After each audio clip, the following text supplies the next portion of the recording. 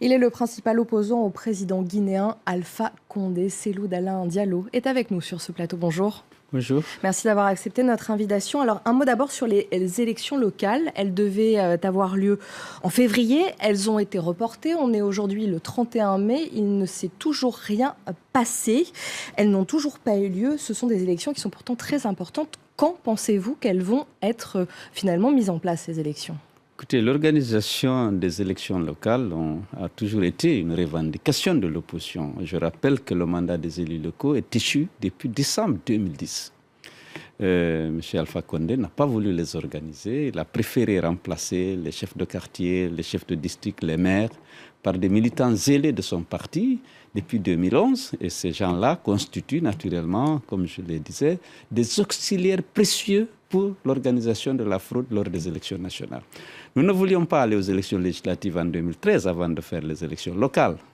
Malheureusement, il n'a pas voulu. On a passé un accord, on a accepté d'aller aux élections législatives avec, moyennant un engagement ferme des autorités d'organiser ces élections locales avant le 31 mars 2014. Ça n'a pas été fait. En juillet 2014, on se retrouve, constate que ce n'est pas fait. Un nouvel engagement est pris pour décembre 2014, ce n'est pas fait. Et puis en 2015, on ne voulait pas aller à l'élection présidentielle avec ces auxiliaires de la fraude du RPG. On a revendiqué, on a suspendu notre participation à l'Assemblée, on a exigé l'organisation des élections locales. Il a catégoriquement refusé. On était obligé de nous incliner et d'aller à l'élection présidentielle de 2015 avant les locales et moyennant toujours un engagement de les organiser avant le 30 juin 2016. 30 juin, ce n'est pas fait. Janvier 2017, ce n'est pas fait. M. Alpha Condé ne veut pas démanteler son dispositif de la fraude. Les élus locaux qui sont actuellement nommés font partie justement de ce dispositif. Vous parlez de la présidentielle en 2020. Il y aura une nouvelle présidentielle. Pour l'instant, Alpha Condé laisse planer le doute sur un possible troisième mandat. Si jamais il se présentait pour une troisième fois, eh bien, il serait obligé de changer la Constitution. Dans ce cas-là, que feriez-vous ? On imagine que vous êtes inquiet. Écoutez, ça, ce ne sera plus un problème de l'opposition. Je pense que ce sera un problème du peuple de Guinée. Nous avons inscrit la limitation de mandat dans la Constitution de la République. Il a juré sur cette Constitution de la respecter, de la faire respecter. Le peuple de Guinée n'acceptera pas le tripatouillage de cette Constitution, en tout cas la modification des dispositions relatives à la durée et au nombre de mandats de l'élection présidentielle. Vous êtes à Paris depuis une dizaine de jours. Qu'attendez-vous d'Emmanuel Macron, qui vient tout juste d'être élu par rapport à la Guinée ? Vous savez, l'Europe s'est dotée d'un instrument pour la coopération avec les pays ACP bénéficiaires de l'aide européenne. C'est l'accord de Cotonou.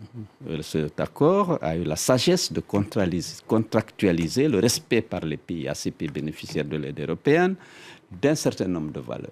Les principes et les règles de l'état de droit, de la démocratie, de la protection des droits humains.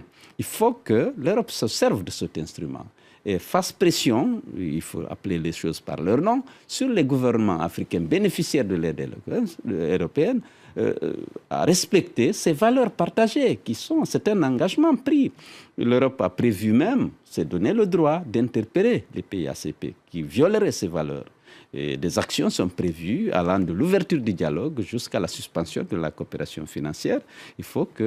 Nous souhaitons que la France, qui est vraiment un des moteurs de l'Union européenne, fait usage de cet instrument pour favoriser la promotion de la démocratie, de l'état de droit et de la protection des droits humains.